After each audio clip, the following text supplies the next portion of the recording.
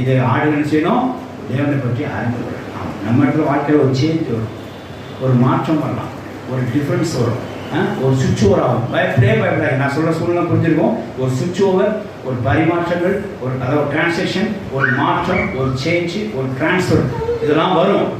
பயப்படாதீங்க. இதெல்லாம் இங்கே தான் போகுது. அத்தனை வார்த்தை நிறைய பேர் போகணும்னு சொல்லி இந்த ஆடு என்ன செய்யணும்?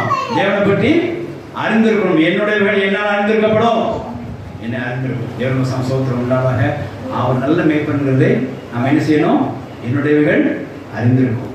அதனால் நம்ம என்ன செய்வோம்? எந்த ஒரு சுவிட்ச் ஓவரோ, ஒரு மாற்றமோ, ஒரு சேஞ்ச் ஓவரோ வாழ்க்கையில் நடந்துச்சு அப்படின்னா அது கத்தர் என்ன நம்ம என்ன செய்யப்படுறாரு? இன்னும் நல்ல காணும் தேனும் சரி பாலும் தேனும் ஒரு தேசத்துக்கு உரிய காணாம தேசம் நம்ம என்ன செய்யப்படுறாரு?